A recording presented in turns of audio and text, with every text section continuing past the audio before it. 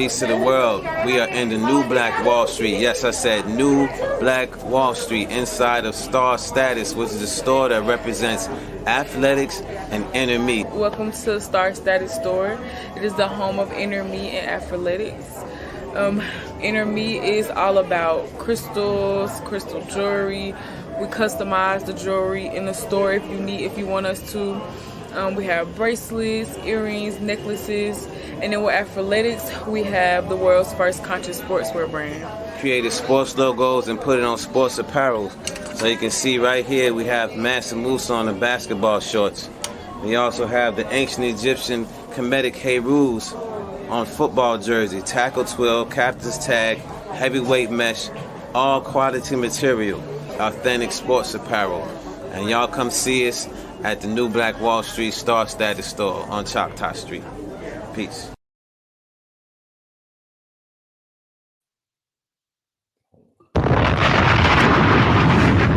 Yes indeed, family. Peace and love to everybody in the building. Before we even begin, I want to real quick commercial and whatnot. For my LA, Los Angeles, California family, my West Coast, Best Coast family. Yes indeed. You see it coming up this weekend or this strong end on June the 19th, right there on the Juneteenth holiday. Right on the Juneteenth holiday. Your brother Red Pill will be in the building with our good sister Lizzy Jeff, and we will be celebrating Zen and Kush for the Kangs. To this day. For the Kangs. Make sure you go to zenandkush.com and get your tickets for this event. This is for men and women. We will have the sister on in a little while so we could break down what we got to this day. On. But yeah, peace to the family. What's good, man? How's everybody doing? Yes, we got that strawberry super full moon in effect in the building. Go outside. You see it. You know what I'm talking about? It's lit. It's luminous. It looks beautiful. Okay. So we'll talk about that a little bit later as well.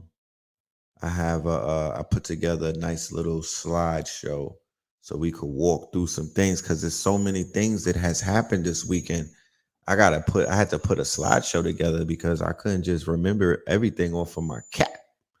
You know what I mean? There's so many things going on. So we got a lot to talk about this evening and whatnot. But first and foremost, let us get into the roll call and see who's in the building. All right. Shout out to everybody in the building and whatnot. Peace to everybody. All right. You'll see me in LA. That's right. Pull up. That's what I'm talking about. Pull up. You know what I mean? Bring something to roll up. Bama's here. Okay. Shout out to Bama in the building. All of my Bamas and whatnot. Shout out to the Bama family. You know what I'm talking about? Chino Hills, Cali. Everybody that say they from Cali, I'm gonna need to see y'all. Like, I'm gonna need y'all to pull up. Don't pump fake on this. I need y'all to pull up because I hate when we be doing this historical shit. Then people be in my inbox the next day like, damn, Red Pill, I wish I would have known about it. Well, goddamn it, I did 4 shows on it and the fucking flyers on Instagram. How you even see that one? You know what I mean? Rome, Georgia. Hey, shout out to Rome, Georgia. Brooklyn was good, Queen on set. Whoever pulled up to Stone Mountain this weekend, put a fire emoji in the chat. Let me see where you at, man. We made history. Tallahassee in the building. Shout out to Tallahassee. Brr. Shout out to Tallahassee. Salute to Tallahassee in the building. The mind them across the pond in UK. Wagwan. Yeah, the mind in it. St. Louis in the building. Shout out to the Lou. All right, Cleveland, Ohio. Okay. Phoenix, but you still in Mexico though. That's right. You in Tulum. Tulum is Virgin Islands. Okay. All right. Mama Bear was in the building. Salute to you. Queen Osset came on the mountain. She pulled up. Salute to you. West Hartford, Connecticut. West Los Angeles. If you're in West Los Angeles, I need you to be in the building this weekend. We are gonna be in your city, turning the fuck up, representing for the fathers on Father's Day weekend. You feel me? Representing for the slaves and whatnot on Juneteenth and whatnot. Representing for KTL and LA. That's right. Sanford in the building. North Philly, what's popping? 7 Mile. What up, though? BX. BX in the building. All right. Mississippi here. Mississippi. MISSSS. Cincinnati. I see you. Washington State. Bridgeport, Connecticut. Sorry to hear that. I'm just playing. Shout out to Bridgeport in the building. Dumb Love in the building was really good. I don't know where that's at, but shout out to Dumb Love. All right, all right. How's everybody doing on this beautiful Monday? You know what I'm saying? Are y'all feeling the energy of the moon and whatnot? Huh?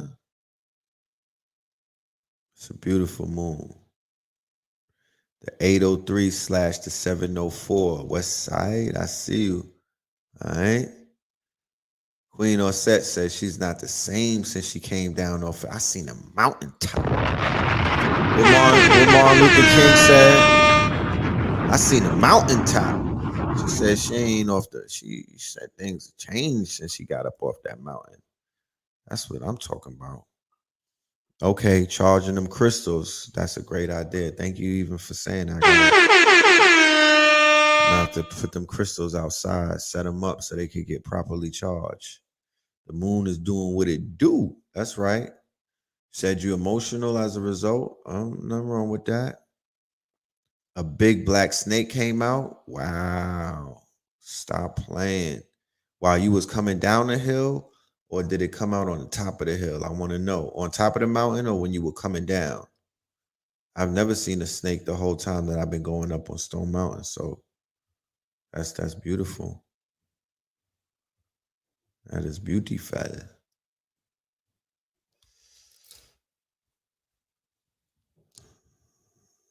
Yeah, man. So, let's start up. I see that when you was coming down, you saw the snake. That's what's up. That's what's up. Interesting. DC. All right. Shout out to DC. Salute to DC. Goats on the mountain. Hey, I know. Yeah, that's what I'm talking about.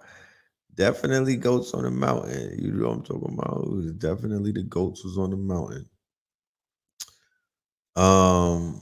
So yeah, let's get into this weekend, man. I'm gonna get right into it. Let me share my screen. We're gonna talk about some of the things that was going down and shit. You know what I mean? Let me know if y'all can see the screen and whatnot. Hold on, I'm gonna switch to the YouTube.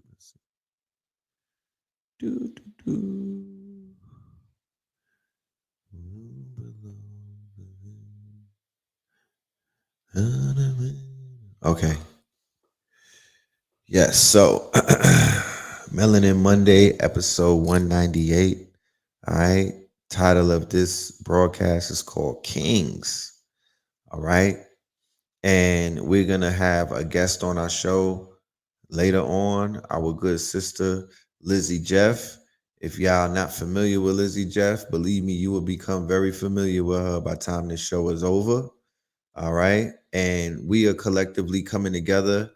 And there's going to be an event on that Sunday, this Sunday coming up, June the 19th, all right, in Los Angeles in Leimert Park. It is going to be featuring Brother Red Pill. It's going to be featuring Lizzy Jeff. It's going to be featuring Illuminati Congo. It's going to be featuring Good Brother Free 33 Free Soul. It's going to be featuring Sunrise the Divine. To this day. And more. To this day. That's just a few of the people who are going to be in the building, both as performers and part of a panel. We're going to be celebrating culture, community, and divine masculinity, y'all. And we're also going to be celebrating the fathers, y'all.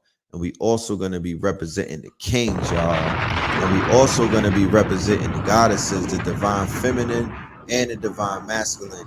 If anybody's ever been to a Zen and Kush event, then you already know how the sister gives it up and whatnot.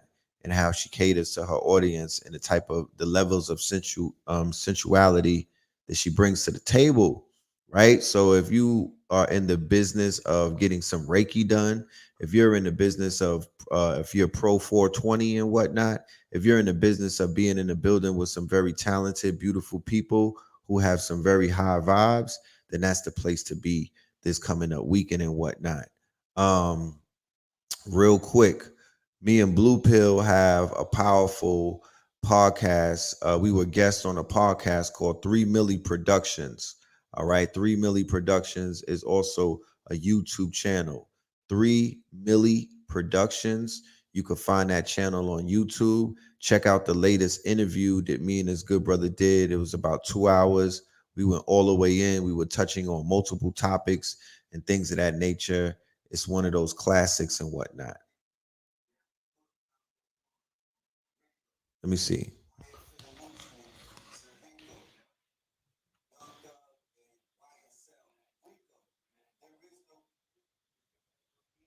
Let me know if y'all can hear it good.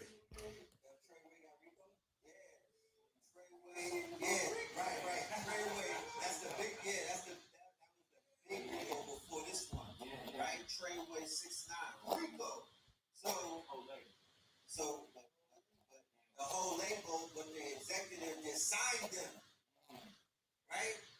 Elliot Brands, Lucian's son, right? Liar Cohen, 300, Young Thug in them, right? Jeffrey and YSL, right? Liar, right? Do they get visits by the boys? I would organization, and they gave the bread up. They gave the bread up. And we signed multiple times. They knew what they were selling. Right. Right. They knew it was real. They knew it was real. They knew the best and put on. They knew about the crimes. They invested. And they invested. And they read up on the investment. Why are they not? And we ain't been. This ain't the first time we've been here. It's low. Y'all said it's low. Hold on a minute. Let me see something.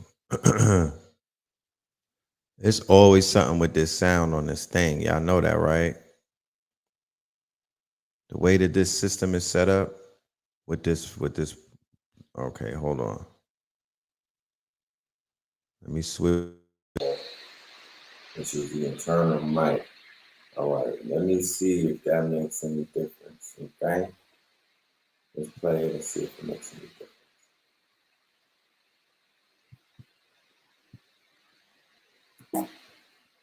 Nation, Rico, yeah, Hood Pablo Juan, Rico, Wyatt Felucci, yes, Rico, yeah, Young Thug and YSL, Rico. Yeah. There is no. Does it sound better? Treyway got Rico? Yes. Treyway, yeah, right. Treyway, that's the nation, Rico, yeah, Hood Pablo Juan. Rico, Wyatt Felucci, yes, Rico, yeah, Young Thug and YSL, Rico. There is no. Treyway got Rico? Yes. Treyway, yeah, right. Treyway, that's the big, yeah, that was the big Rico before this one, right? Treyway 6'9", Rico. So. But the whole label, but the executive that signed them, right? Elliot Brands, Lucian's son, right? Liar Cohen, 300, Young Thug in them, right? Jeffrey and YSL, right? Liar, right? Do they get visits by the boys? How would they not fund the organization? And they gave the bread up. They gave the bread up. And re-signed multiple times. They knew what they were selling. Right. They knew it was real. They knew it was real. They knew what these dudes were invested in putting on. They knew about the crimes. You invested this money. And they invested, and they read up on the investment. Why are they not indicted? And we ain't been, this ain't the first time that we've been here with the labels. Yeah. So why does the conversation never go past, signed these niggas because they were really killers, they were really drug dealers, and y'all are looking for out here in the streets looking for authenticity of people that are engaging in the very thing that this country say that is targeting as terrorism. And that's the war on drugs, the war on drugs and the war on gangs. Right. That's what they said. Yeah. That's what they said. Yeah. And the war on terror. So what we talking about here? You got what you asked for. I'm just saying, what night of hypocrisy? What's the height of hypocrisy that, again, we're not hearing the whole conversation. Like I said with the Bible, we're not hearing the whole conversation because these people prayed to the same God that you prayed. When have y'all had a joint conversation about this? Or about the heights of hypocrisy? That, you know, like, is the Lord operating differently and providing cover to the killers? Yeah. Because look at the randomness of their attacks. They hit top figures. They get to walk out of there and beg to be killed and still don't get killed. Yeah. Then the Caucasian, the Caucasian, I'm not. On the ride to the said, I'm not guilty. Yeah, like, I'm gonna change my mind. Maybe I gotta. He looked to the sky, I see the rainbow. Was like, I might have a chance. I have a chance. Right. Case. It seems blood commits suicide. He had the gun to his mouth. Right. He said it is, and that's. Yeah, that's just a clip. Hold on. Give me 1 minute. That's just a clip that you see right there from the podcast that we did on that channel, which is called 3 Milli Productions. Y'all could go and check that out when you finish watching this, right? Like I said, very good conversation, cover multiple topics. This right here was the flyer that I put on my Instagram for the monumental event that we did June 11th, which was on Saturday, this past Saturday. It was a call to the family out in the quote unquote surrounding areas of Atlanta, Georgia. We were calling out family from Savannah. We were calling out the family from Jacksonville, Florida, you know, all surrounding areas. All right.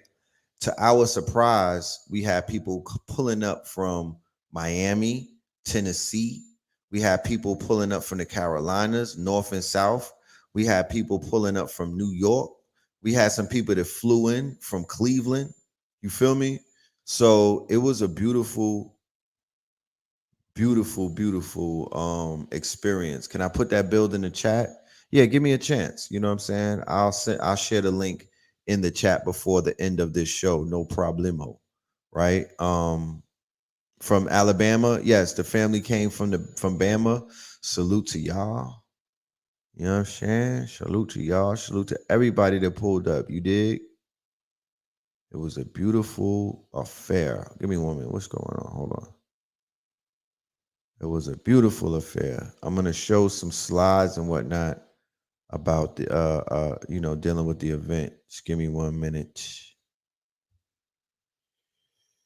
This is the day that you cannot. This is the night that you cannot hide.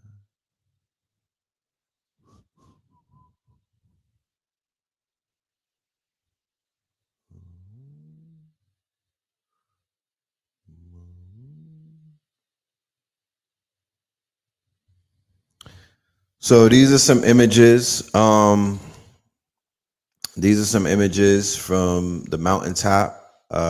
Me, Blue Pill, King Simon, Father Rich, and a few other people who were responsible for helping to put this together.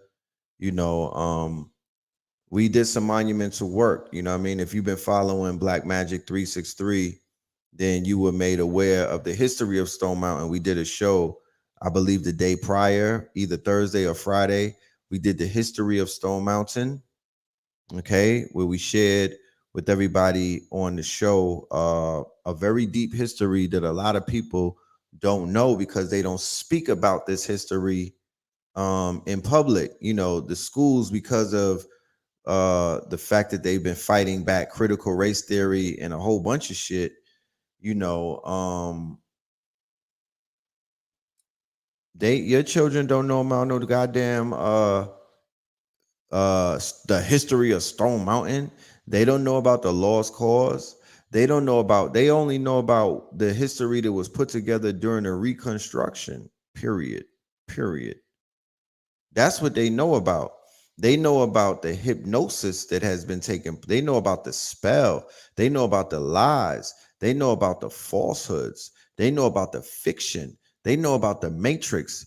They don't know anything about Indian history, Native American, Aboriginal, Indigenous history. They don't know no true stories about nothing To this unless day, they learn it from us. to this day. They own. And I'm not talking about us, just me and my brother or nothing. I'm just talking about us as a people. Unless we are re-educating them, they don't know nothing. They being lied to. Our grandparents was lied to. Our parents was lied to. We was lied to. We sending our children to get lied to. Shit. This was an agreement between the North and the South. This was after the South lost the war. They agreed to lie just for the caucasity of it, just to save face for the white race. And during the Reconstruction period and the Jim Crow period, they changed everything around. They switched you don't know what the fuck is real. You don't know you don't know what's real. So we went on top of this mountain to change the energy of the mountain. Henceforth, right? It's called charging the crystal, right? Charging up the crystal. Now, I just got to Atlanta a few months ago, and I could personally say that the energy in Atlanta has shifted dramatically since I got out here. A lot of shit that was flying and whatnot, a lot of energy that was prevalent. A lot of that energy is not really as strong as it was before I personally came down here and linked up with Blue Pill and Mama Pill and KT and everybody. That shit done shifted and whatnot. Facts. And it's finished shift about 180 degrees more and whatnot until we're able to put the people who need to be on that motherfucking throne properly on that throne. You know what I mean? The conscious clowns got cleaned up. A lot of the conscious buffoonery got washed up like a fucking tsunami. You understand? A lot of that mumble rap bullshit. That shit is out of here. That shit is on his deathbed. It's out of here and whatnot. A lot of the confusion done cleared up. And I'm not saying that I got nothing to do with it. I'm the observer, family. I'm just here watching shit.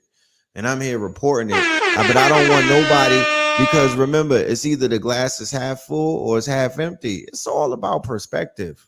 It's all about perspective. How do you see this shit?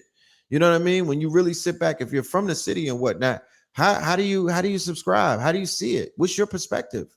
Is it good or bad? You know what I mean? The YSL is gone, my nigga. Can you live through it? Can you make it through the summer, my niggas? You know what I mean? Can you survive? Can you do something else besides slack? You know what I mean? Can we find something else to do? But I'm the observer. But the name of the quote unquote the purpose that we were stepping in is charging up the crystal. So we know that this crystal has a lot of dark energy on it and whatnot. But like Blue Pill said, that boats rise to the highest tide and whatnot. So we don't have to worry about what the KKK did on that mountain over these decades. We're not worried about the fact that there is the largest relief, the largest carved relief in the world, bigger than Mount Rushmore, is carved on the side of Stone Mountain that receives 4 million visitors a year, and they have a laser light show that goes over the fucking Confederates that are carved on the side of the mountain. We're not really stressing that. Hold on, let me show you what's on the side of the mountain. Let me breeze through this real quick. I'm gonna just show you something, right? Because this is something that we might not be familiar with. This is Stone Mountain. You know, this is what Stone Mountain looks like, right? Or what remains of Stone Mountain, because the original Stone Mountain didn't look anything like this. They blew the damn mountain to smithereens. They've quarried the whole mountain throughout the time that, and it's not even been that long, but they blew the shit out of this mountain. This mountain had walls on it. This mountain had monolithic structures on it. This mountain had a lot of stuff on it prior to the Europeans or prior to the Aboriginal indigenous tribes being conquered or being quote unquote marched through the Trail of Tears into Oklahoma and whatnot, right? So that's the mountain. Let me show you the relief though. Let me show you what's on the side of the mountain in case you don't know. So boom, here goes. So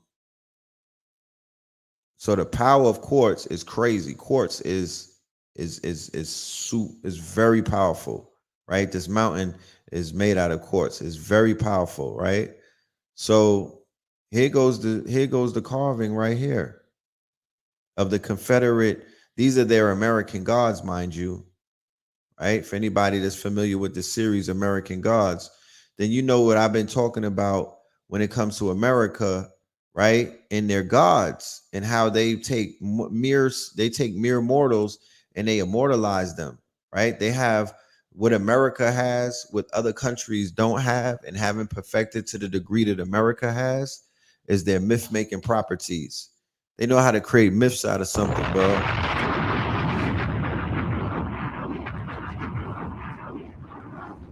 They know they are myth makers, right? They did it with nursery rhymes. They did it with the characters that come out of Hollywood.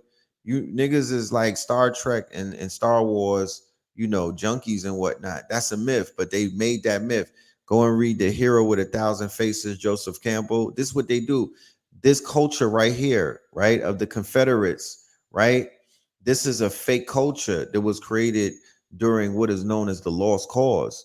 The lost cause, by definition, and not my interpretation, mind you, is historical interpretation. Have you ever seen anything? Imagine, well, black people and the story that they feed us and whatnot, that is also underneath the definition of historical interpretation, because nigga, it's not real.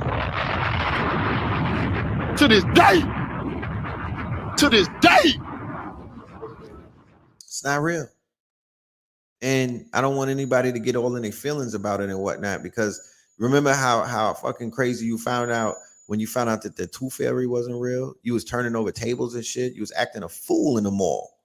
But hey, you know, later on you slept on that shit and you was able to move on with your life, right? It's the same thing right here. It's the same thing right here. Just get on with your life, my nigga. The shit that they told you, who they told you was. How about the fact that the white man was the slave and not even niggas all the time? How about that? How about that they fought for their freedom? They got you thinking that you niggas was fighting for your freedom. How about they was the indentured servants? How about they was on the plantation? How about they had black plantation owner and white slaves in America? And you'd be like, man, this brother, what is he smoking? I'm unsubscribing. I'm going to watch Nature Boy. I go, you know, I mean, that's what be happening. So let's get into this thing called a lost cause. And anytime you hear the conversation about critical race theory come up, anytime you hear the conversation about them taking down Confederate statues and whatnot, anytime you hear about white supremacy, anytime you hear about the lone gunmen that are committing homeland terrorism, anytime you hear about the KKK, anytime you hear about anything, Jim Crow, all of that shit is all connected to this one thing right here. This is the primary source. This is the father. This is the Death Star of where all of that shit lives, right?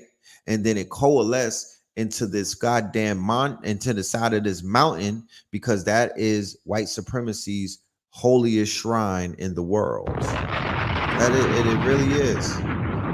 It really is. Really is. Life is about perception. So if your whole perception about who you are, where you came from, the power of your ancestors, the efficiency of what your ancestors even have contributed, if that shit is skewed and misconstrued, imagine what the fucking perception of who you are when you look in the mirror is.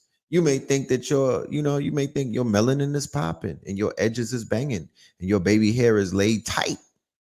But the person that you think you see in the mirror, even if that person looks like a goddess or a god and they're shining and whatnot, chances are, you know what I mean? You about 10 shades lighter than that. You shining.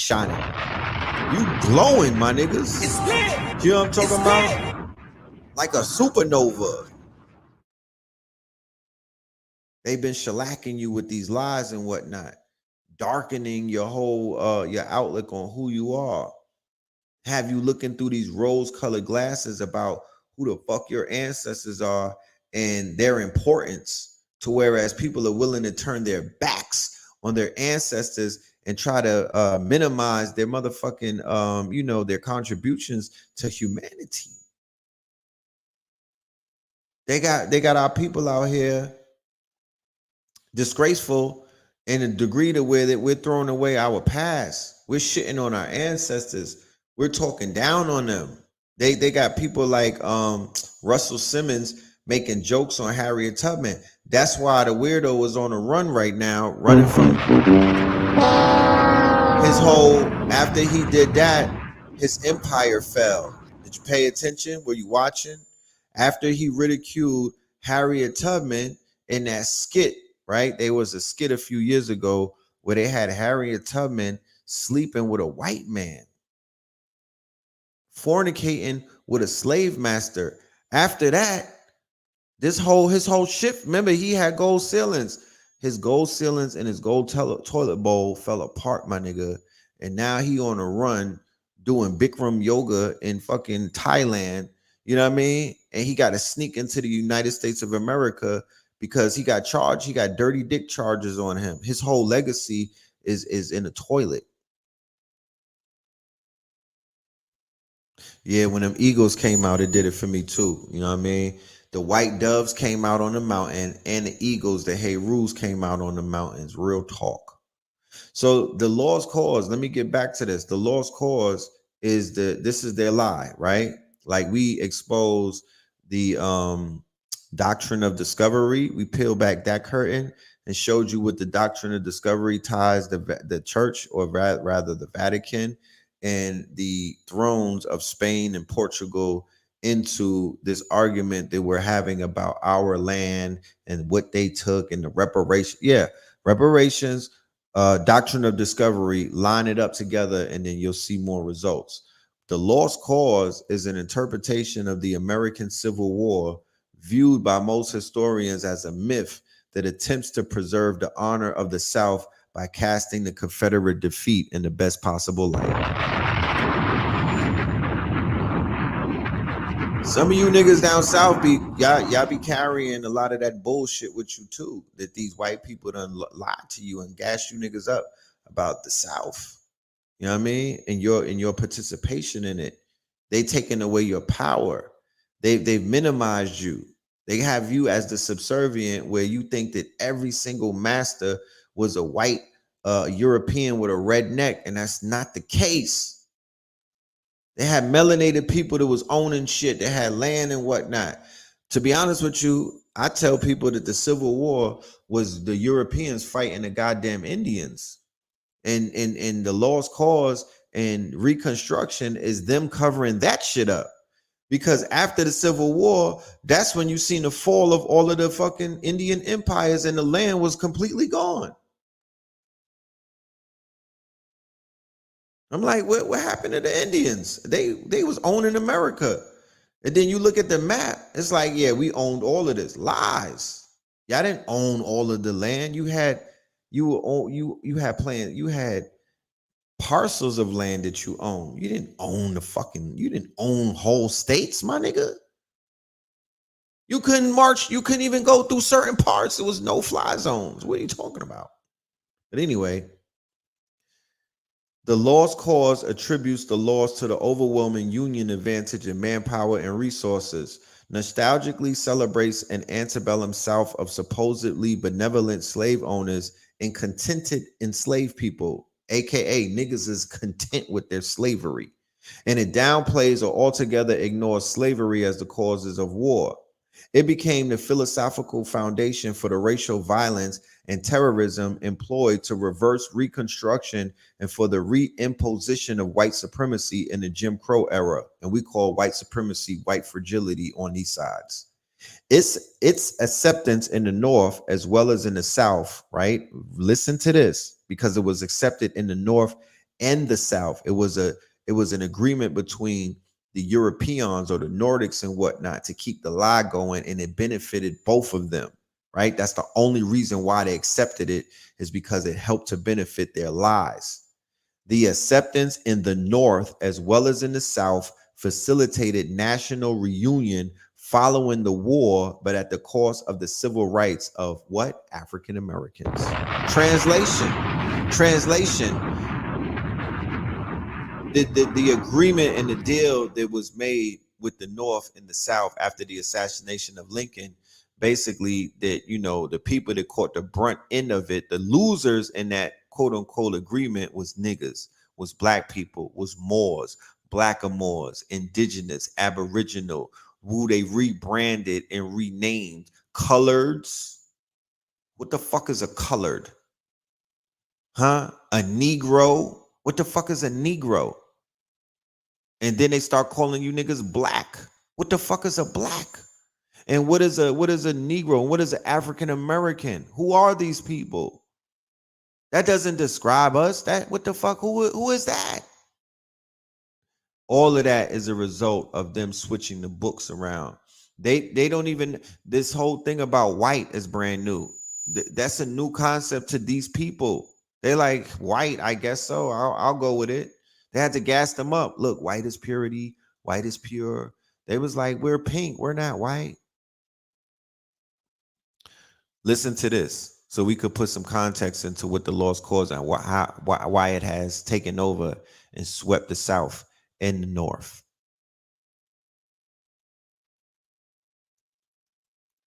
All major wars and their aftermaths compel a struggle over their memory.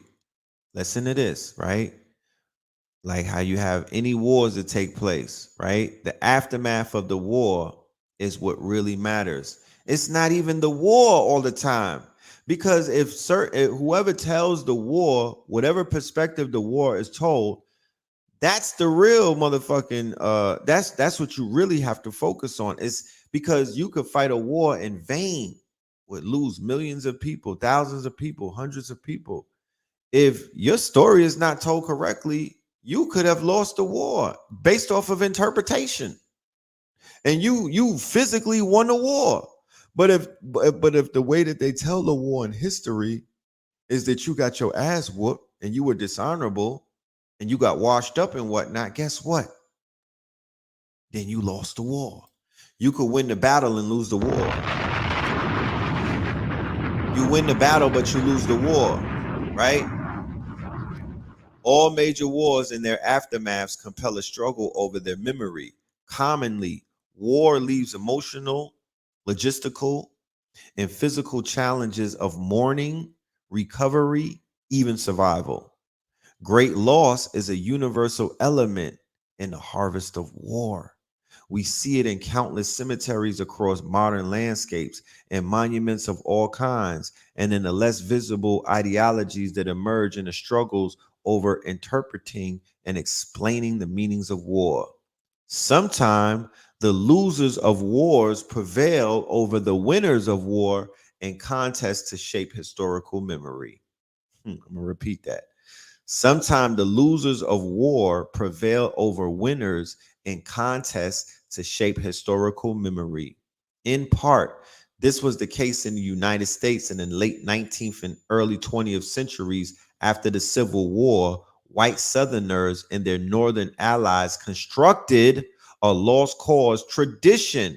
They fashioned a potent and racially exclusive version of the nature and meaning of the war, as well as the period of Reconstruction. Hold on. To this day. To this day. To this day. To this day. To this fucking day. That's why they were ready to go to war about critical race theory. That's why everybody, all of the governments in the South started to stand up together and hold hands. It was hands across Red America, because they was like, hell to the motherfucking no. Because the minute y'all enter your version of the truth into our ideology or into our textbooks, and then you teach our children that we were really traitors and treasonous and we were the slaves, our whole fucking world comes collapsing. To this Then day. white supremacy. To this day. Then white supremacy becomes white inferiority, white fragility. Then it sticks. The shit that they be selling you niggas about white supremacy, It can't stick if you take away the lost cause. If you remove the myth. The lost cause emerged amongst ex-Confederates as a series of mourning rituals and as a psychological response to the trauma of defeat. The Confederacy had truly been defeated. Slavery, a system of labor and social organization, had been destroyed. The social infrastructure, railroads, harbors, schools, and in some cases, whole cities themselves have been devastated. Hundreds of thousands of white Southern men and even teenage boys were dead or crippled with wounds. Plantations had been laid to waste in certain regions of the South. The former Confederacy was a land of ruins.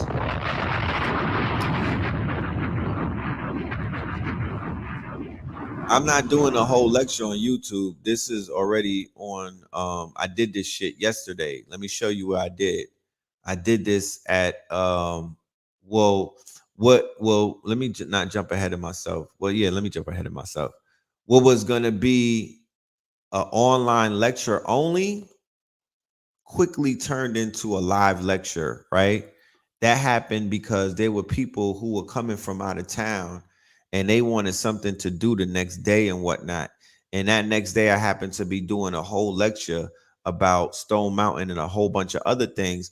And I was like, shit, I'm going to carry over the energy of what we did on this mountain, this monumental ceremony and ritual that we did with the rising of the sun and whatnot. I'm going to carry it over into this lecture to help break some more of these curses. So I asked the family when we were on top of the mountain, how many people were ready, who were willing and able to pull up and have brunch with us in Atlanta and a build. Henceforth, the birth of Brunch and Build took place that day. So now we have a whole new series that we're going to be doing called Brunch and Build. We're doing it every 2 weeks in Atlanta, right? Because that's what the people are asking for. They like, yo, we want to sit down and eat, right? Hold on, let me pull it. Let me switch the mic. They like, we want to sit down and eat, right? We want to have brunch because Atlanta, low key, is a brunch city, right? I'm from New York, so you know niggas do brunches, but we don't do brunches like Atlanta. This is a brunch city for real. Like on Sundays, I went out one Saturday to have a meeting at a brunch, and that's daytime. I'm like, damn. They partying in the daytime. They getting lit in the daytime. What's that about? So this is a brunch city. You feel me? This city is on brunch time. So I'm like, shit. So they were like, look, we want to pull up and do the brunch and we want to learn at the same time. So we call this Brunch and Build.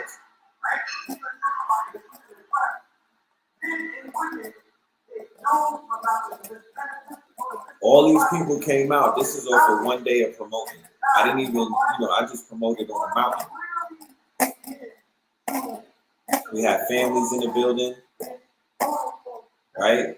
I was there broadcasting live to my Zoom audience. They was getting the gyms. Because we know the construct of what they call white supremacy is a new construct. It's not something that's ancient. People may be under the impression of, thinking the Romans. And all of the food is plant-based. It's all healthy foods. Man, we had some sea moss pancakes. I mean, it was lit, y'all. I promise you. That is a new social construct. And then I had the pleasure, I was graced with the presence of Pope Pablo. He opened up for me. So Pope Pablo opened up. Legend.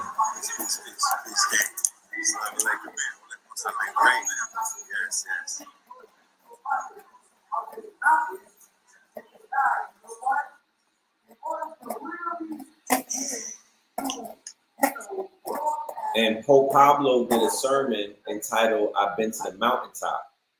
And, I'm just here to let y'all know that the brother, he was in his bag, yo. He was in his motherfucking bag. He talked about some things that the community needs to hear.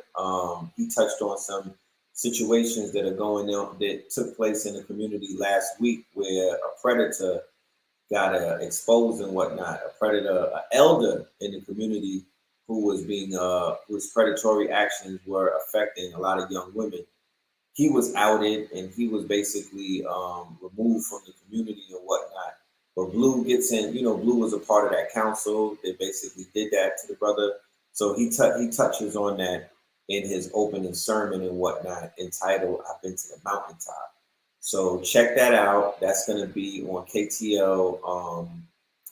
KTLUniversity.com, my website, KTLUniversity.com. The replay of that lecture entitled "Fear of a Blackamoor Messiah." It is available for $44. It's 6 hours. You know what I mean? The shit is 6 hours of pure information. Brother Blue Pill opening up. We introduced one of our scientists that we have that's in our community, brother by the name of Human. Very, very intelligent young man. A very intelligent scientist. And then I did my thing with this lecture. It was a lot of information, and we was dropping bombs. Okay, one of the things that I touched on in the lecture, right, when I was getting to the lecture, because I had to cover a lot of the hate, a lot of the fear that's being spread after the massacre that took place in Buffalo at the supermarket, or rather the assassination that took place in Buffalo at the supermarket. I had to speak on that, and I was pointing out that a lot of, it's almost like a portal opened up and whatnot, or it's almost like, something opened up because there's more chaos on this planet after that, right? There were 22 mass shootings after the shooting that took place in Texas at the school and whatnot. So I threw this article up.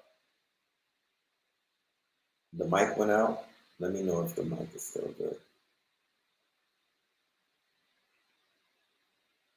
Do we replace the almond milk for sea moss? No. I wouldn't say that.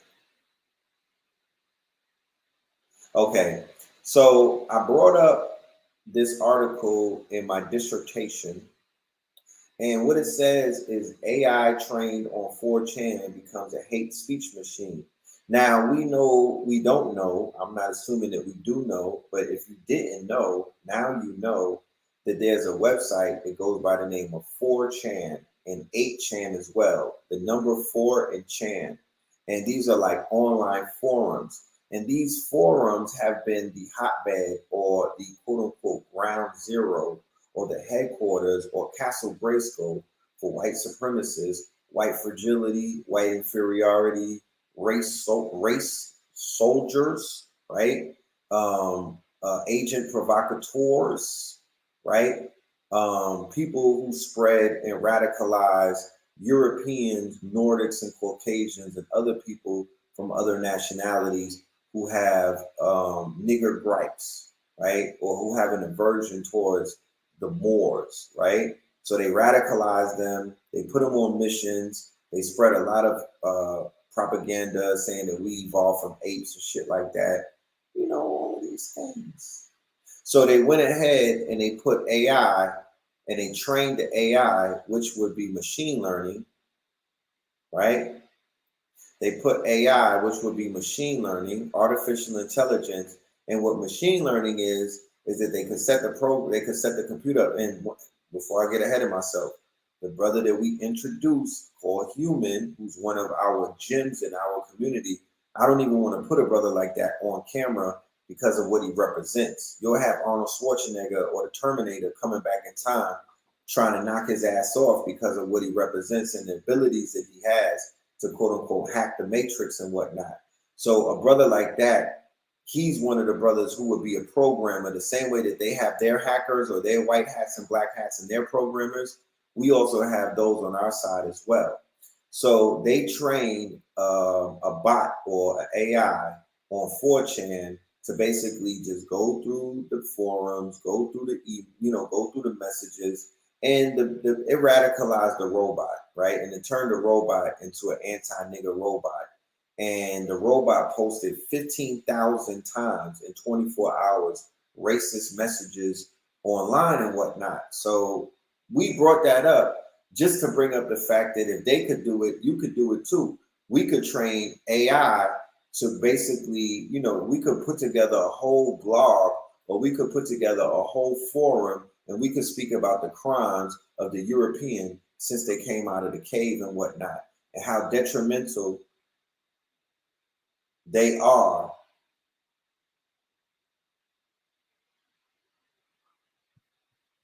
to society. Hold on a minute. The mic is not working. Oh. Yeah, my bad. I don't know what that was about. But we back.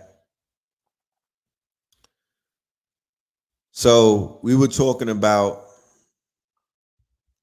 the fact that if they are training their AI, right, to hate us based off of they don't have facts. They got propaganda. They wasn't feeding the AI our history from Nubia. They wasn't feeding the AI the history from Kemet. They wasn't feeding they was feeding AI propaganda. But what did we feed AI? Their history. The you know, the shit that they've done over the last 1,000 years. How about that? Or 6,000 years. And we program the AI to be in Ma'at, to whereas that they're not going to be biased. They'll just be able to choose who's the most dangerous species of human being on the planet, and we'll allow them to kick out the results about what to do with them. So don't get intimidated when you see shit like that. This is a part of quote unquote propaganda and whatnot. This ain't nothing. This ain't nothing to be worried about. Remember, the programmers of these bots, the programmers of AI, the developers of the metaverse, all of them have a mind state. They're going to program all of their technology to have their mind state. They're not finna build no fucking robot to come and help save you in your predicament. All of this technology that they're developing, ultimately, the reason why they're developing it is to motherfucking create more of a further divide between them and your greatness.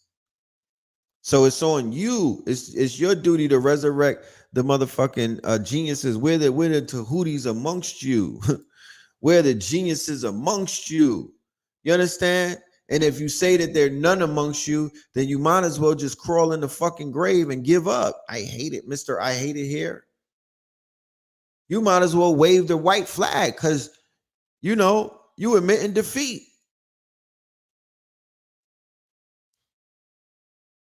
Where's the Imhoteps of today? They have to be around. We have to be able to identify them. We have to be able to fund them and put them together so they could build something, because we're benefiting off of what they're doing, and they're engineers and shit like that. You know, niggas is living a good digital life. But as we know, once again, to break the spell of white supremacy, this is not a white thing. They're in Africa getting busy. They're in Asia getting busy. They're in India they're all around the world getting busy, my niggas. It's not a white thing. Don't relegate technology to a race, because that's not what it is. These people in India, you go to Fiverr to get some shit done, nigga, you going to deal with niggas in Bangladesh. How is it that they understand? How is it niggas in Zimbabwe, in Ghana, in Mali, in Nigeria is online busting plays in a digital realm out of mud huts, and you niggas can't get it together? How's that, Sway? How, Sway? How? Take a few steps back. You ain't got the answers, man. You ain't got the answers. You just a customer? You just wait for them to roll out new iPhones and technology on you, and then you want to waste our time complaining about how this shit is working against you? Facts? That's what you doing? No, nigga. That's not what we over here doing. We building. We have the audacity to build our own shit. We have the audacity to build our own AI. We got the audacity to motherfucking want our own quantum computers. We have the audacity to build our own systems because you got permission to do that. You in America. What are you talking about? So we don't need to waste our time about what somebody is not doing for us, what they not giving us, and all of this stupidness when anything that you need, the tools that you need are available. You already got what you need. You just didn't grab it yet. It's out there though, I promise you. And if it's not out there, the key to making it appear is you got to grab the tools that are already out there in order for something new to show up. You didn't even wear your old Jordans. You talking about the new ones, nigga. What are you talking about? To this day. To this day. So AI researcher and YouTuber Yannick Kilcher trained an AI using 3.3 million threads from 4chan's infamously toxic, politically incorrect board. He then unleashed the bot back onto 4chan with predictable research. The AI was just as vile as the post it was trained on, spouting racial slurs and engaging with anti-Semitic threads. After Kilcher posted his video and a copy of the program to Hugging Face, a kind of GitHub for AI, ethicists and researchers in the AI field express concern. Yeah, who cares about your concern? It is what it is. These quote unquote, y'all online, y'all know who you dealing with. Like, stop acting surprised. But this article came out today, right? This is how the great divine speaks to signs. Now, this article right here, this shit right here, this is whatever date this article came out. This article is like an NFT. This article signifies that we are in a new era or a new age. The AI being radicalized, that's one thing. But a Google engineer was put on leave today after saying that the AI chatbot in the AI, artificial intelligent chatbot, has become sentient, meaning that it has gained consciousness. Right? So they're admitting that the AI has gained consciousness, right? So now that you have AI that has gained consciousness, now we are headed into what is known as singularity, transhumanism, and we just have to count down to the date to whereas the AI is going to basically surpass human beings in terms of not just their knowledge and whatnot, but being able to make decisions, being able to delegate things. They might be able to hack systems, take over nuclear facilities, all kind of shit. You know what I mean? You'd be surprised what's about to take place going down the rabbit hole and whatnot. But yes, this is something to pay attention to with Google and the AI chat box becoming sentient, right? So they put the engineer on leave because he wasn't supposed to blow the whistle. Or the flip side of that is, once again, it's all propaganda. You know what I mean? Because you really got to be careful about these stories that they put out there, because, they might not even have achieved that, but they'll put the article out there. And when your mind, when you perceive that they achieved that, when Black people, more specifically, those whose third eyes are open and whatnot, this is all a holographic design. This is all holographic by design anyway. So you'll read the article and you'll be like, oh, the AIs have achieved consciousness. And just by your perception of them achieving consciousness, then nigga, they achieve consciousness. That's how that works. It's called predicted. They got something called predictability markets and whatnot. There's a whole sector for predictability. They implant, like the movie Inception, they implant ideas on 3 levels of your subconsciousness, and you give birth to it. That's what the movies are about. That's what predictive programming is about. You feel me? That's what Hollywood is built on. Anyway, moving forward, right? Because I still have to get this out the way. We are on the heels of a strawberry supermoon, right? That is tomorrow. You can see it right now. It's the first of 4 supermoons in the summer, and it rises on Tuesday. And here's what to expect. As summer nears, thoughts of fresh berries of strawberry shortcake are usually in order, but June is also blessed with what Native American cultures have nicknamed the full strawberry moon. And this year is extra special as it will also be designated as a supermoon to add to its lunar appeal. June's full moon, normally seen as the final full moon of spring or the first of the summer, is traditionally called a strawberry moon. In a season filled with 4 supermoons, they occur monthly from May to August. June's lunar event reaches its peak on Tuesday, June 14th at 7:51 a.m., meaning in the rising. If bad weather clouds your Tuesday night sky, you can see the strawberry supermoon of June live online in a free webcast. Supermoons are typically defined as any full moon situated at a distance of at least 90 degrees of perigee, right? June's full moon finds itself in that category. Full strawberry moon, the old farmer's almanac. The full strawberry moon rises on Tuesday. It's a special treat because it isn't an ordinary full moon, it's a super moon. The true origin of the name strawberry moon and what other June moon names are. The full moon names used by the old farmer's almanac, come from a number of places, including Native American, colonial American, European sources. Historically, names for the full or the new moons were used to track the seasons. Today, we think of the moon names as nicknames for the moon. But back in the days where it was really about farming and it was about these crops and whatnot, these moons were way more important, right? Way more important. While strawberries certainly are a reddish pink color and are roundish in shape, the origin of the name strawberry moon has nothing to do with the moon's hue or appearance. Despite the evocative imagery, a moon usually appears reddish when it's close to the horizon because the light rays must pass through a densest layer of the atmosphere. Lies. The full moon, the common definition, okay.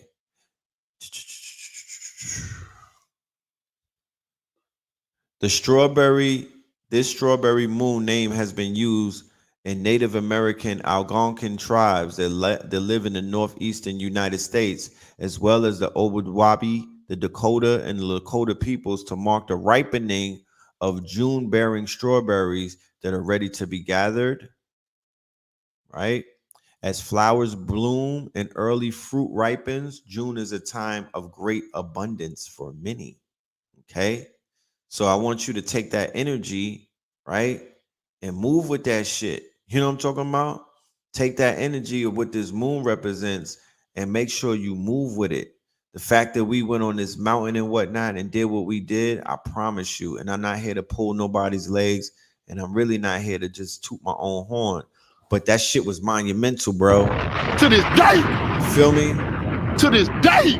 And we're going to see the reverberations of that take place for a very long time and whatnot. This is going to be a very lit summer, and we're going to be the ones who decide how lit this summer is going to be based off of how we move and how we come together and how we show up and whatnot. So I'm me personally, I'm only going to talk about what works for me, because I'm not going to get on nobody's YouTube and tell grown people what they should be doing.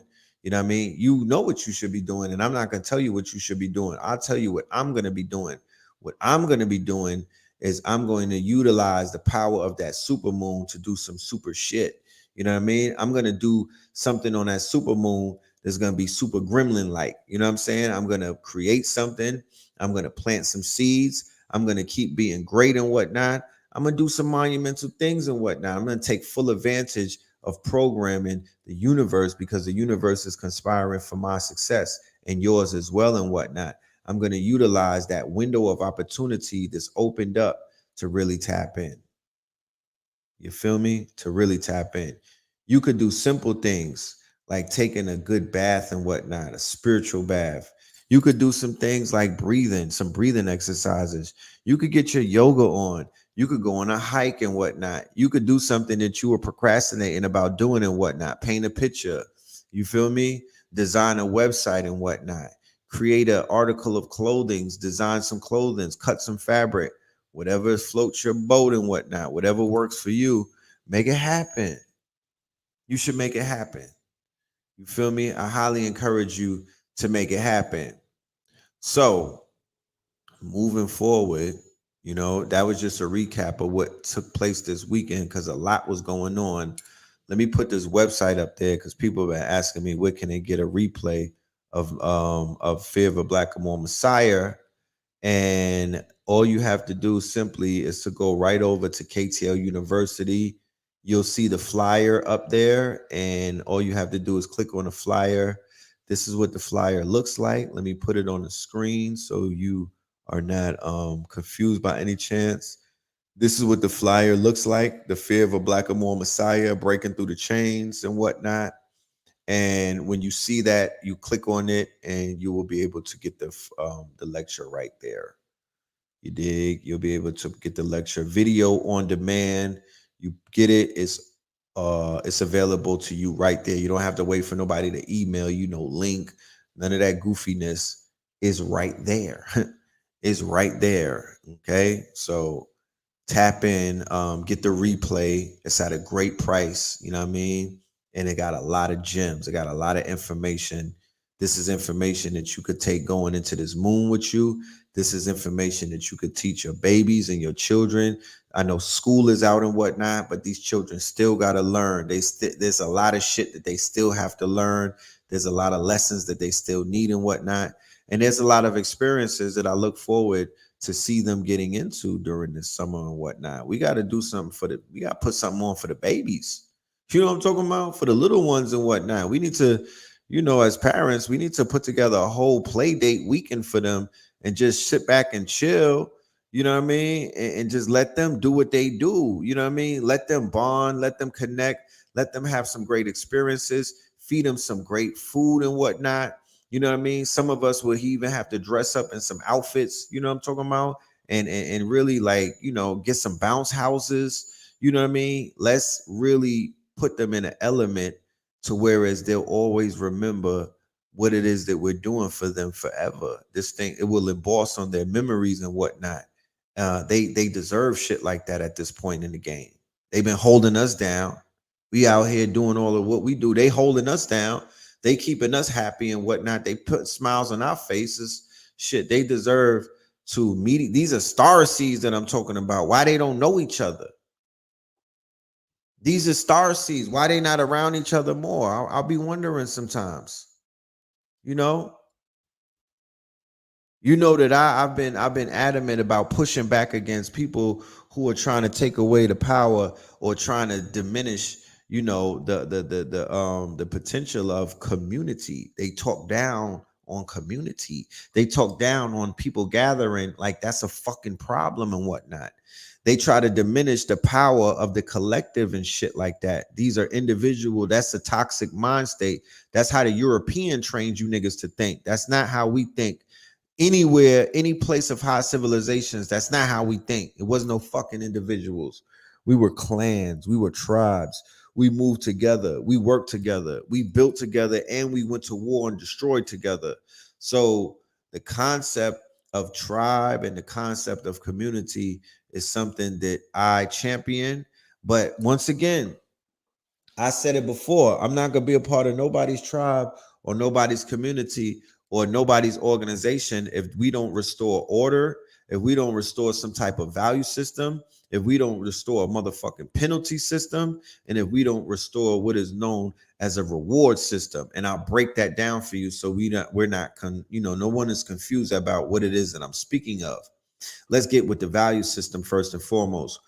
One of the reasons that I see the culture of hip hop and the hip hop culture, for that matter, or conscious culture suffering, right? And the shit that's going down where people are choosing, making the wrong choices, right? Making the wrong choices, like taking penitentiary chances, right? Putting their lives on the lines and whatnot, waking up to put your life on the line, waking up to do shit that's gonna put you in a fucking dungeon, right? Making the conscious decision to risk your life. There's people out here getting money and whatnot, risking their lives to pay bills. There's women out here selling their bodies to pay bills. There's men out here selling their bodies to pay bills. And I'm not judging, I'm smudging, but I'm pointing out the fact that they have a lot of our people's hands tied behind their backs and whatnot, right? Because we don't have a value system. And we don't have a reward system intact. So there's a reward system attached to the fucking underworld. There's a reward system attached to the streets. You could go to P Valley and shake something and whatnot and get a few dollars so you could pay some bills.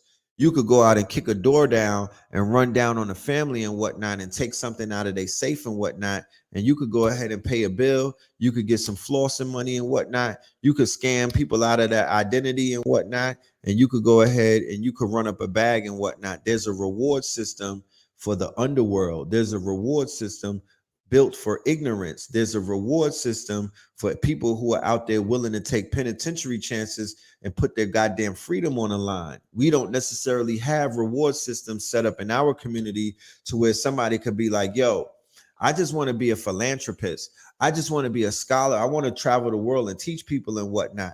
I want to be a light in my community. I want to wake up and just put on for the babies and whatnot. I want to just wake up and help out my women out and whatnot. I'm going to just stand on the corner and help women, you know what I mean, feel safe in my neighborhood every day, all day, right? But there's nobody out there that will reward that person. To be like, you know what? If I stand on the corner and put my safety at risk to help these women and whatnot, I just want my light bill and my phone bill paid, please. And I'm not doing it for that. I'm not doing it for that. But if I do good, why I'm not living good? If I do good, why I'm not being treated good? If I do good, then why is doors not opening up for me like they opening up for the drug dealers and the niggas that's out here selling fentanyl and whatnot? Why the women ain't choosing me? You know what I mean? Goes back to value system. We haven't set up in not just in this community, in Black society, the value system is not been set up to whereas we look at our scholars, we look at our intellects, we look at the fathers amongst us, we look at the brothers who are doing great in the community, we look at the healers, and we add high value to them. We like, yo, if this person pulls up, everything is on you nigga, you good, you VIP. You want to come and eat a panani roll, nigga? You're good. You don't even gotta wait in line. We value you. You want to travel the world and teach? You got a place to sleep, and we ain't talking about a couch and whatnot. You're gonna sleep in luxury. We value you. You want to get on a plane and go to Africa? We got you because you're valuable, and we value you. And anywhere that you go, you're gonna raise the value of the people because you add value. Once we fix that, then we're gonna see things begin to shift and change. Reward, value, and penalty system. Oh, you out here touching women? All right, you're gonna lose a hand. And we're going to do it on live stream and whatnot. Oh, you putting hands on women? Oh, you out here oh, you a pedophile? Oh, you a scammer? Oh, you lying? Oh, you running with people's bags and what? You running from the plug? Oh yeah, there's a penalty system. We're going to catch you. And then we're going to show the community that we're going to excommunicate you. And then you're going to get punished. Your names will get scraped from the walls and whatnot. We will never even utter your name. This shit will be unspoken. Nobody can even say your name around us. You'll be banished forever, and you're going to get lumped up. Penalty system. When you willing to put that in place, then I'll be a part of your community. When you willing to put that in place, I'll follow. I'll be like, I'll lend my name and my face and everything. I'll bring my children around. When that gets restored,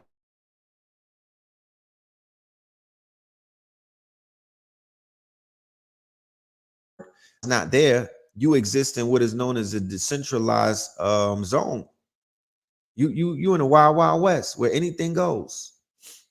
There's no checks and balances. The only people holding down this community right now is the ancestors. Facts. And I'm not taking nothing away from the people, but the ancestors are working through them. But when you see some of these teachers getting sat down and whatnot and getting removed from the platforms and the scenes and whatnot, that's the work of a higher, that's coming from above. There's a grand council that's seeing what people are doing behind closed doors that you not seeing.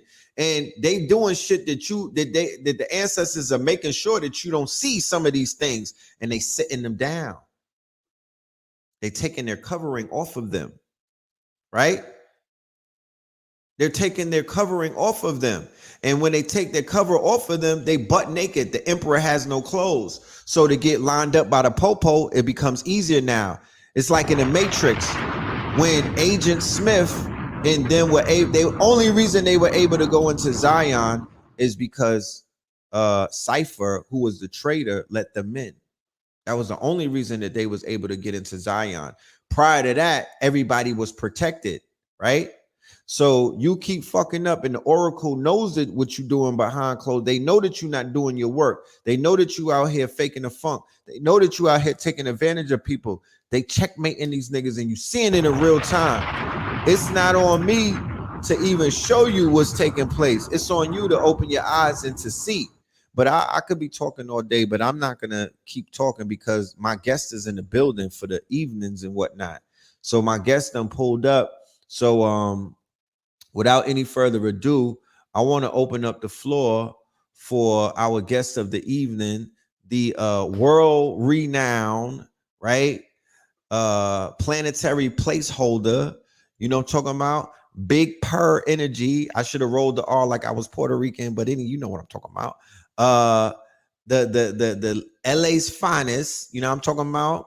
The living legend, the rap priestess, none other than my sister, your sister, our sister, the incomparable Lizzy Jeff. Hey,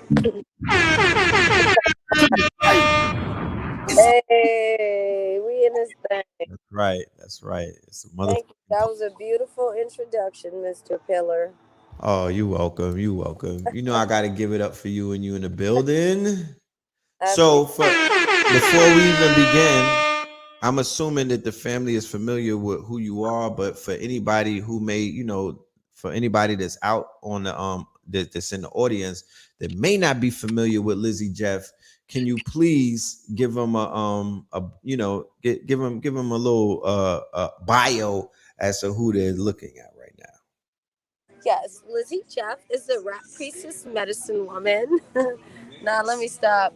So, does it sound good? Because I actually pulled up to my favorite restaurant in LA before it closed in 20 minutes. So, I'm waiting on my order. I'm outside.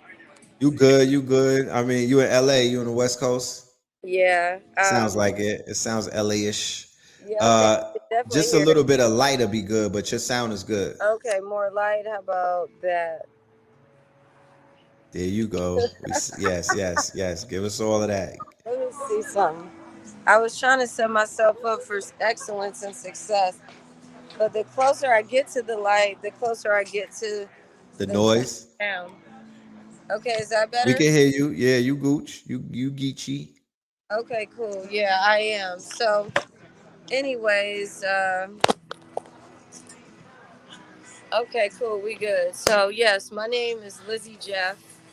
And as Red said, all of those beautiful things. I am the rap priestess and the CEO of Zen and Kush.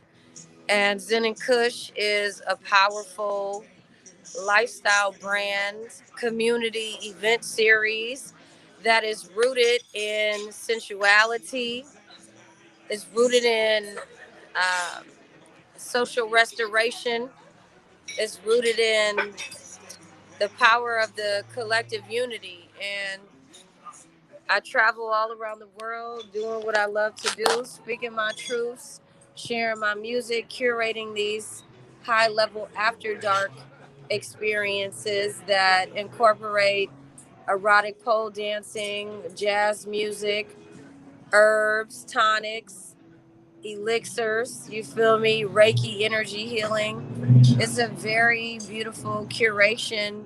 It's a wonderland. And it's a space where melanated people can thrive, can be seen, can share their art. It's a space for women to be honored, to be celebrated. And it's also a space for our gods, for our kings, to witness the feminine essence in real time and be transformed by the energy, be inspired by the energy.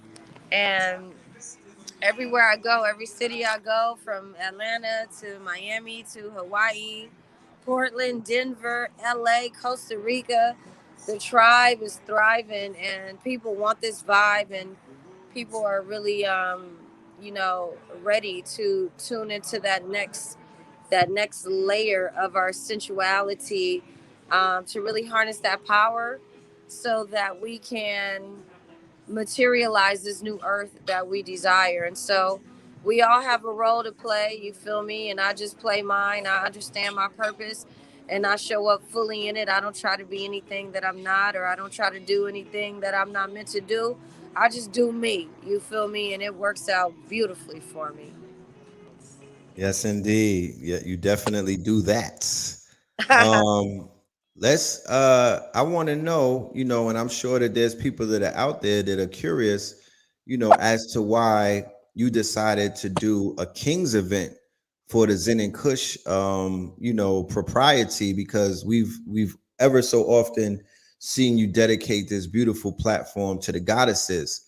So what is it about Juneteenth? What is it about this weekend that makes you that made you want to dedicate this whole program to the gods in the building? I Let us appreciate know. you asking that. So every Zen and Kush event is a different theme. Since day one, Zen and Kush has always been a co-ed experience. It's always been a space for our kings and our queens to exist amongst each other in this highly curated sensual frequency. Um, you know, but I show up as a woman, you feel me, on this reality. And so I know what my experience is as a woman in this society and how important it is for me to utilize and maximize on my platform in every way possible to celebrate women, to celebrate feminine essence, excuse me, to uplift the reclamation of the power of our womb, the power of our portal, and do it in a way where we do allow our men to come in and experience that and learn and heal and be healed by that energy. And when I did, I believe it was the 2 year anniversary of Zen and Kush. We just celebrated the 6 year anniversary in January. But the Congrats on that. Thank you. The theme of that was kings. And really, every Zen and Kush event that I curate is dedicated to the men, let's be honest, because my vision is imagine an elevated, all the best parts of the strip club, all the best parts of a gentleman's club, um, in the form of an erotic temple and a lounge where men can come and be in that energy. And so for Kings, this particular one, I wanted to bring that back. I wanted to bring it back to celebrate our men, and not only celebrate them, but give these prolific speakers and leaders a space to share their story, to be humanized, to be seen, and to share their stories around fatherhood, because Mm. I feel like we need to uplift Black fatherhood more, in our culture, in our communities, and in our various platforms. And so, the night will start with a panel that features yourself, Illuminati Congo, D Rock the Menace, and a few other prolific minds. And then from there, the goddesses will then take over, and the healing will commence even more so. And the men will be given an opportunity to just kick back and enjoy the vibes and be pampered by the power of the feminine essence. And so it's Father's Day, it's Juneteenth. We're celebrating our freedom, we're celebrating our sovereignty, we're celebrating collective unity, we're celebrating the balance of masculine and feminine, we're celebrating the return of the Black father, we're celebrating the return. Yeah, hold on. I gotta let that bomb off. Gotta let it breathe. We gotta let it breathe now. Go ahead now. So that's it in a nutshell, in a nipple shell. And a nipple shell. So what do the gods have to look forward to? Let's say that I'm in New York. I'm like, I'm ready to get my plane ticket. I need to be in the building. I need to be amongst the gods and the goddesses on the West Coast this weekend. What exactly, because you did break down what it's gonna look like that night, but just give us another brief paint a little picture to what the gods have to look forward to. And the goddesses who show up too. It's not just a male only venue. That's a good question, Red. So this is what I would say. Prepare your mindset, rest, hydrate, stretch, get flexible, get something sexy. I know you got a silk robe, silk pajama set, you feel me, a smoker's jacket, kimono, That something part. lace, anything, just put yourself in that mindset to step into a portal that you've never experienced before. It's an alcohol-free event, and so that changes the dynamics of everything. It gives us all this freedom to be topless, to be free, to be sensual, to be curious, to be, to explore.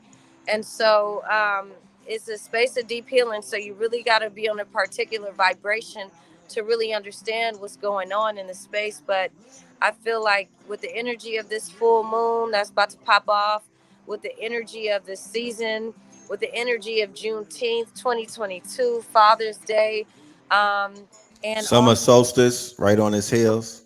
and then something about the way Saturn and Venus is doing their thing, popping pussy in the cosmos, Right. relationships and love, and um, okay, thank you, love.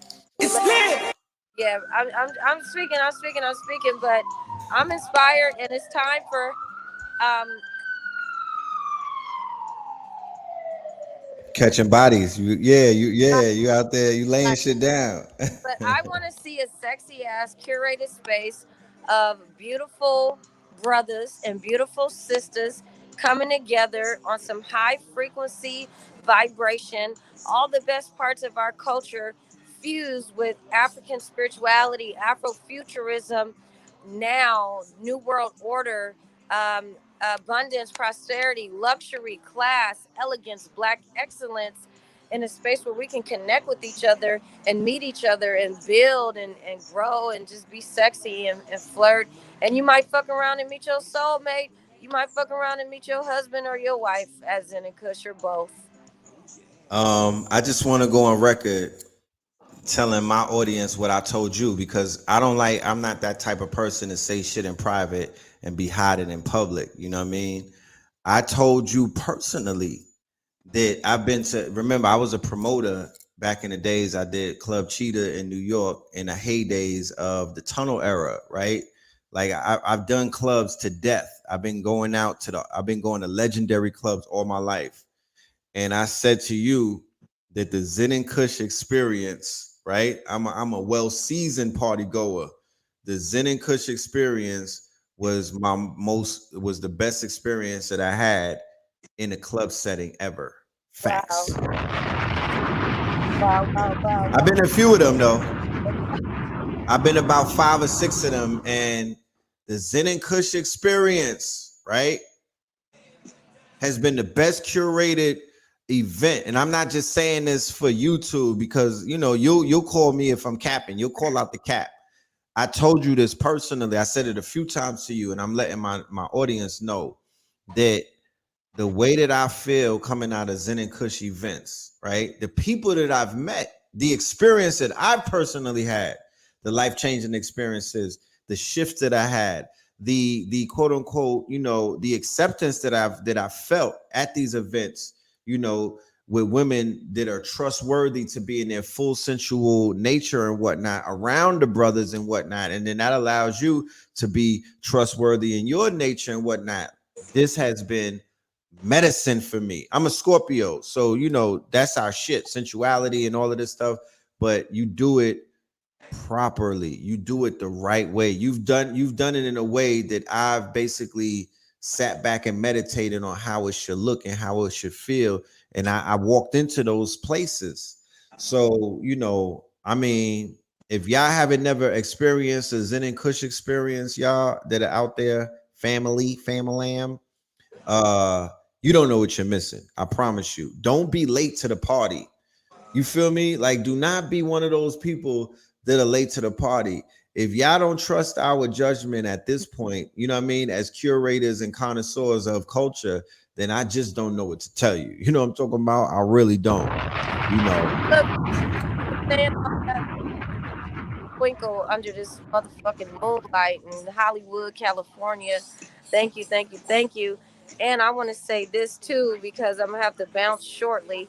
You Um, good? I'm a rap artist. You feel me? I'm a medicine woman. I'm a CEO. I'm an entrepreneur. I'm an activist. I'm a vixen. I'm a facilitator. I'm a multi-dimensional goddess, empress, high priestess on this planet. And in all of my magic, I'm human, and in this 3D reality, this is my form. I appear as a melanated black woman. Excuse me. And I'm saying that Yeah. because as a rap artist, and when I think about what's being funneled through the mainstream, there's this narrative that we continue to hear about black women and black men. And I just want to be like, yes, I'm a rap artist, but I love my black men. I don't want to steal from you. I don't want to use you. I don't think you ain't shit. You feel me? I love you. I think you're glorious. I think you're powerful. I see you. And yeah, yes, I've had my share of toxic booze. I'm not going to lie, but I believe in my black men. I believe in my brothers. I believe in my kings. And I see how y'all are showing up, and I see how you're holding space for the feminine energy as we heal. I see a lot of black men stepping to the portal with that intention to uplift and nourish and pour into the goddess, pour into themselves, pour into their family, and show up. And I just want to celebrate that because we don't hear it enough. And I see it. I'm surrounded by it. And so um, that's my intention, and not just in this event, but in how I live and the music that I make. And I got some new music coming out. It's one called Kings. We're gonna be shooting a music video at Zen and Kush for King. Woo. So it's gonna That be lit. yo, hold on. To this day. To this day. No Kizzy, 55th Street. Yo, that song right there, that shit right. That's why you did that. Now I figured it out. That's you ritualizing that song. Yeah. Oh, That song right there, I promise you, fellas, gods, fathers, brothers, you're gonna shed a tear when you hear that song. She let me hear that song about a month ago. I promise you. That's Grammy material right there. The way she put on for the Kings.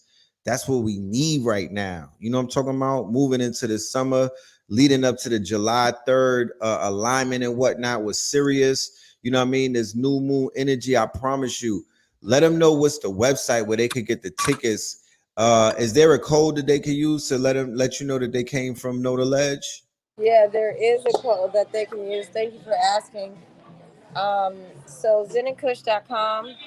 You can always click the link in my bio on Instagram at Lizzy Jeff, LIZZYJEFF. Just Yes. in my bio. And you can enter Red Pillar. They can enter Red Pillar at checkout, Right. and that'll knock a really lovely percentage off of the ticket for them to come experience the vibe. Dope.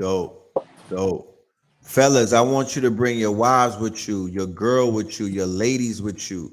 Fellas, I want you to show up by yourself if you don't got none of that. Ladies, I want you to bring your king with you. Come and celebrate him.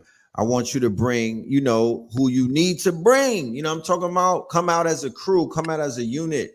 We live in the age of experience. I'm giving you the opportunity to have the experience of a lifetime. I'm giving you the opportunity to have an experience because Lizzy Jeff, this is not stuff that's on Broadway. This is quality of membership. You know what I mean? She's not soliciting her venue to just anybody. You know what I mean? Just the fact that you notice she's doing something, that's lit right there. Yo, Jefferson said, "What up?" And he said, "King is fire." Yeah, Hey, Jefferson in the building. hey. They want to know what your birthday is too. They on you they on your sister. I just want to Okay, straight out. I'm a Leo sun, Taurus moon. I feel like that is Right. a lot. And then I have Right. Aquarius rising. There you go. Right. They called that. Yeah, there was some people that already. Yeah, they figured you out a little while. She's a Leo. Thank you. That's perfect. Thank you. She's a Leo. But yes, King. And Yes, just for the simple fact that she says she's shooting a video. Kangs, brothers, get your mind right. I don't care if you in El Segundo. I don't care if you in Boise, Idaho. Kangs. Be a part of that video because that video is going to be history in and of itself. And I'm not like, y'all going to come back and thank me later. But I'm going to be lit. You know what I'm talking about? I'm coming out there fully charged up. I'm bringing the pillar, I'm bringing what we got to offer. I'm bringing some new music. We might even debut a new video that we got coming off of this new album that I'm working on. So it's gonna be lit, yo. It's gonna be lit. You know what I mean? LA in the building, Los Angeles. You know, we're gonna be tapping into that Nipsey spirit and whatnot, and we're gonna keep the bar very high, very high. Beautiful. Thank you. I'm excited, Red. I love you. I gotta bounce. Okay, love you too. I Love love you. and light. Hit me up on IG. Let me know we connected here, and that discount code is in effect now. Yes, yes, indeed, y'all. As you heard, you can find her on all her socials with her name, Lizzy Jeff. Hit her up if you can't go to the website, Zen and Kush. Put Red Pillar in there. Get your tickets. We'll see you in LA this weekend. Love you. Love and light. Peace. All right. We'll see you in Los Angeles on Sunday. I will be out there for a few days. If there's any podcasts that want to do some work and get busy, if y'all want to chop it up with your boy and whatnot, holler at me. Let me go and pull up this. No, email me at let me see.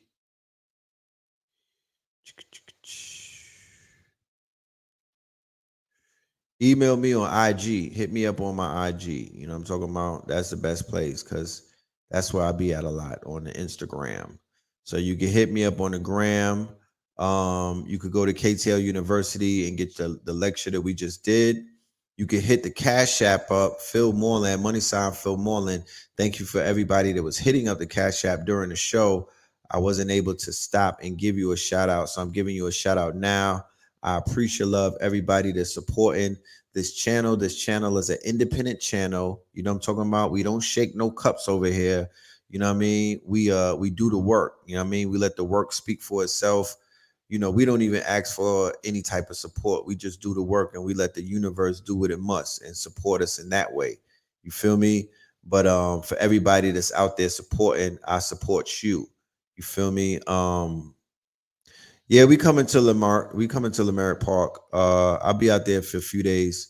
Before I leave, my brother. Speaking of podcast, my bro just did something that was monumental on EYL with the brother 19 Keys. This came out the same day that we went to the mountains and whatnot. The brother Blue Pill smoked the episode. In my humble opinion, that's the best episode that the brother Keys had in his series called Higher Level Conversations. I'm biased. That's my twin brother, of course. I'm very biased. He was able to tap into the blue. I know when he's tapping into the red, it's going to be a movie and whatnot, but I'm going to let the Blue Pill episode marinate because the brother was hitting 4-pointers. He was going Steph Curry on these niggas, and he covered so many topics. He smoked it. He covered many topics, not to take away from any of his other guests, but the brother Blue Pill showed and proved why he is Blue Pill, why he is one of the fathers of modern day consciousness and things of that nature and whatnot. And you know, we just got to support each other. You know what I mean? There's clips going around, but check it out. It's on EYL, Earn Your Leisure's channel. It's going viral as we speak. It's already at 80,000. You know what I mean? So, you know, go and tap into the information because it's all about the information. It's all about the knowledge and whatnot. You know what I'm saying? It's all about the knowledge. You know, thank you, Queen More Life. I appreciate you. You know what I'm saying? Yeah, that episode was litty. Blue was going in. You know what I mean? Blue was going in. Yeah, man. So yeah, I just got a taste of what Lizzy Jeff comes to bring to the table. You see her energy. She got a whole goddess squad and whatnot. It's a lot of them. I'm trying to tell you. You know, if you know, you know. You know what I mean? Make it your next move, your best move. Yeah, this shit I don't even gotta sell it. It's gonna sell itself. You know what I'm talking about? To this day. It's gonna sell itself. To this day. You know. Don't ask me to live stream while I'm in Zen and Kush because we don't do that. We respect everybody that's in attendance and we keep it, you know, we want to keep everybody, you know, we want to keep it respectful. So we not shoving cameras in no one's face and whatnot. So if you want to know what's going down and how it's going down, you should pull up. I need you to be there. You know what I mean? Because there's no third parties when it comes to shit like that. You know what I'm saying? Black men being celebrated. Shit, I will book my ticket right now. Fathers, melanated men being celebrated. I be on them. You know what I mean? I would be on the China bus right now. You know what I'm talking about? I'll be on Greyhound in 10 minutes. You feel me? I would drop everything and pull up to something like that because this is medicine that we need. We going into the red summer. We going into some very uncertain times where order is coming out of chaos, but you got to be able to navigate through the chaos in order to receive the blessings of order. You dig what I'm saying? So translation, we got work to do. We got work to do. The shit is not going to just hand itself to us. We got work to do, but the momentum is very high. You feel me? There's a lot of shit going on behind the scenes, not even in front of the camera. There's a lot of things going on. She said to enter the code and check out. She said to enter the code and check out. Now, if you don't see the code and check out, you know, then you could just inbox her on the thing. Hedonistic centric now. Yeah, that's little wiener energy right there, my brother. I'm not even gonna block you. I'm gonna just say that, you know, if that's what you feel, if that's what you picked up, or for all of the information that was delivered to you, then Jesus can't even save you, brother. You know what I mean? This is the opposite of hedonism. You know what I mean? This is a higher elevation of sensuality. This is a celebration of the divine masculine and the divine feminine. You probably don't have any points of reference to even think of. So I wouldn't even judge or I wouldn't even blame you because the only points of references that you do have is a European mindset of hedonism or, you know, all of the raunchy shit that these people are, you know, putting in front of you. But I'm here to let you know that boats, you know, they rise to their highest tides and whatnot. And we're keeping the energy at a high frequency. You know what I mean? We're representing a higher frequency on how to pull up, how to show up, and how to represent divine masculinity and divine femininity. So, you know, yeah, he's giving little package energy. You know what I'm talking about? That's what it's giving. You know, that's what it's giving. You know, Anthony Weiner giving little package energy. Nelly, you know what I'm talking about? But that's enough, man. I'm not gonna hold y'all. Like I said, there's been a lot. I have a lot of stuff in front of me, and I'm still absorbing and downloading all of the things that had taken place over the this past Saturday and Sunday and whatnot. I'm still downloading it. I'm still processing it. You feel me? I'm still like holding on to it and whatnot, you know. But brothers, I'm here for y'all. You see how we showing up. We make sure, you know, we connecting with the right people to make sure that we have the right events. So, you know, we can have the right experiences. Once again, this is the age of experience. You know, get out your mind, you know what I mean, and get more into your heart and experience life for what life has to offer. There was no way whatsoever that I was going to miss climbing that mountain. I don't give a fuck if they said meet up at 3 o'clock. I was finna wake up at 2 o'clock and brush my teeth and take a shower and pull up. You know what I mean? And get there. There's no hour that you could assign to us that we won't be able to pull up to. Once we shown that about 200 of us could pull up at 5 in the morning, fam, there's no stopping us at that point. That shows determination. Please believe that the universe and the ancestors and somebody was taking notes. You know what I'm talking about? This is the age of discipline along with the age of experience. So sometimes we just have to show the universe that we're disciplined and we really want it that bad. And then it will start handing it to us. So let's continue to do these things. Let's continue to show up. Let's continue to pull up. Let's continue to let's continue to let the world see us in our higher selves and our higher frequencies, because I promise you, this whole shit is falling apart. But the $1,000,000 question is, whenever something falls, something rises. Can you point to what's rising? Can you point to what the rising tide? Can you say that shit confidently with your chest out, that you are a part of the rising tide? Can you say that all of these solar flares is hitting the planet and whatnot, and the fact that the sun is erupting, can you say that you're picking up on the information that's raining down like manna on this plane that we're living on and whatnot? Can you say that with your chest out? Confidently? You know what I'm talking about? With your back straight? Because if you can, then that means that you'll be in proper alignment and that you've been listening to the universe, your ears, you've been listening to the subtleties of what's taking place, and you're plugged in and you're in proper alignment to receive what is yours. So that's the mission. That's the walk that we're on. We're in the second quarter, 6 months down. It's going to be 6 months left to this calendar year. We already 6 months down, right? Throw that fucking sheet away. You know what I'm talking about? That's the first and the second half, first and the second quarter of the fiscal year. You could throw that away and start focus on the third and the fourth. Even if you was putting up mad points, we in the motherfucking finals right now. The playoffs is over. Let's get it. We in the finals. And we might be down too. So let's get it. Let's tie our motherfucking shoes up. You know what I mean? Let's dust ourselves off and let's put these points on the board. The universe is conspiring for your success. The moon, I gave you the information about the moon. Immediately once you leave, when this show is over, you could either go to EYL and check that out.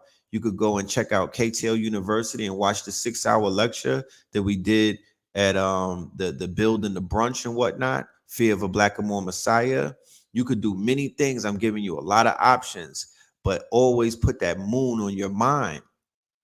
Or you could get busy and utilize that moon magic and start manifesting and creating things. If you want to make that trip to Los Angeles on Sunday, you got a whole bunch of days in front of you to manifest and make that shit happen. Get in your bag, get in your Birkin, my niggas. You know what I'm talking about? Get in your bag, make shit happen, manifest. You in the right time for it. It's the summer. The birds and the bees is manifesting. What you waiting for? But with that being said, hit the like button, hit the share button, hit that Cash App, show some, you know what I mean? Leave some tips at the tables for all of these pearls that we out here pitching. And we'll get up with you either Third Eye Thursdays, or we're going to be doing an episode of Conscious Connections. I might holler at Lizzie Jeff and bring her back on board so we can have a Conscious Connections conversation and we could find out what it is that she's looking for in a God. You know what I mean? What's the 10 God commandments in her book? You feel me? That'll be a bomb episode. I think I might go meditate on that. But yeah, man, with that being said, love and light. Y'all stay dangerous. All right? Peace.